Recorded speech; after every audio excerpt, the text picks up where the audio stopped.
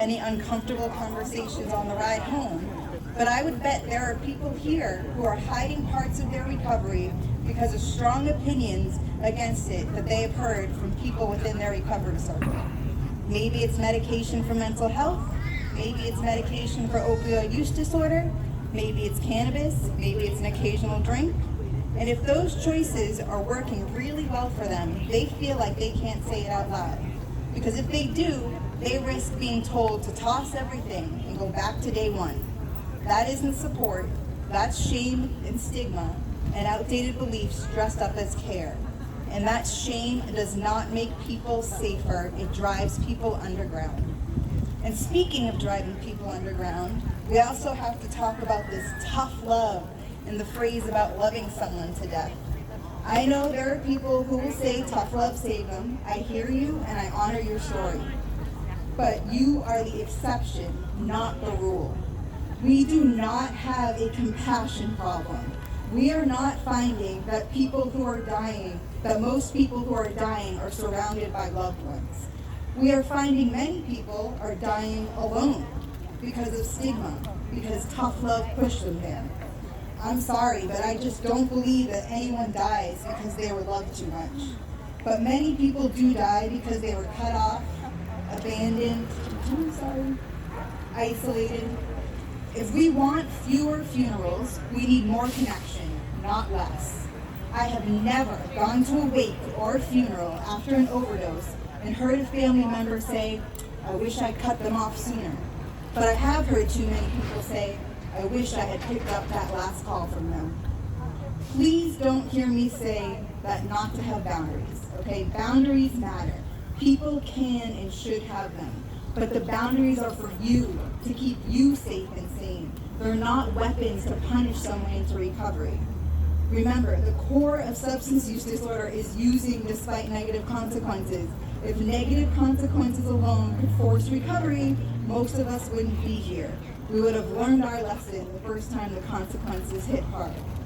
Boundaries look different for everyone, but as a friend of mine, Brandy Mack says, do what you can live with. We also need to retire the romance around rock bottom. In today's illicit drug supply, rock bottom isn't a wake-up call, it's death. We are seeing many deaths before substance use disorder even develops, while people are still experimenting. Waiting for this so-called gift of desperation isn't tough love. It's neglect disguised as recovery wisdom, and it's abandoning people to an unpredictable drug landscape. Banking on desperation as a strategy doesn't save lives, it ends them. And we have to flip the script on who we treat as experts. We act like people in active use have nothing to bring to the table, while the person with the most recovery time automatically knows best. Recovery experience matters, absolutely, but today's supply is illicit fentanyl, xylazines, nitazines, medetimidine, all this other stuff I can't even say. I used OCs and real heroin, and towards the end illicit fent, but I did not have to survive what people are facing now. The people using right now are navigating the drug supply in real time. They are the experts on today's landscape.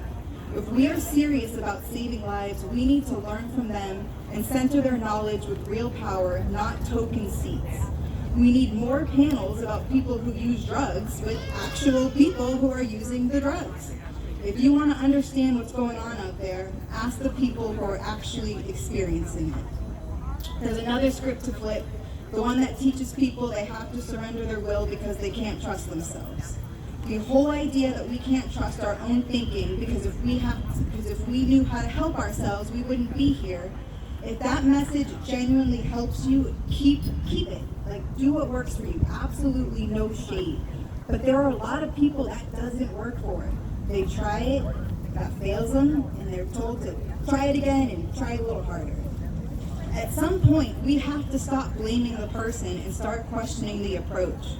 Maybe it's time to help people build self-trust instead of stripping it away. Many people don't find freedom by being told they're powerless forever. They find it when they're treated like full humans with agency, tools, and choices. When they're allowed to experiment and be honest about what works. We love to quote the insanity line about doing the same thing over and over again, expecting different results. Let's keep that same energy when we keep sending people down the same recovery path that hasn't worked for them the past 8 times they tried it. If Let's Save Lives is going to be more than a slogan, we have to make it safe to tell the truth. We shame people for not being honest about using things like cannabis or medication in their recovery, but we rarely look at the recovery culture that made that honesty feel so unsafe.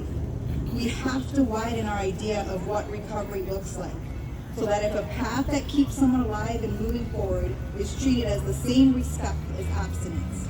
If someone is safer this month than last month, more connected, more stable, that counts. Recovery shouldn't be measured just by clean time chips and keychains.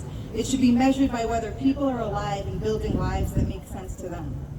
And to anyone here who's been told your way doesn't count, I see you and I am you.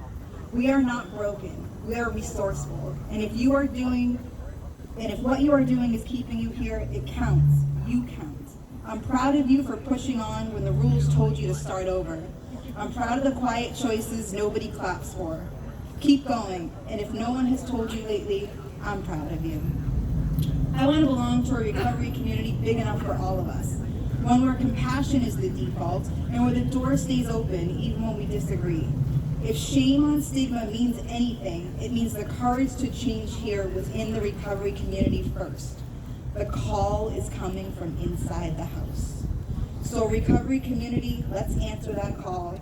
Flip that script. Not someday, not after another funeral, now.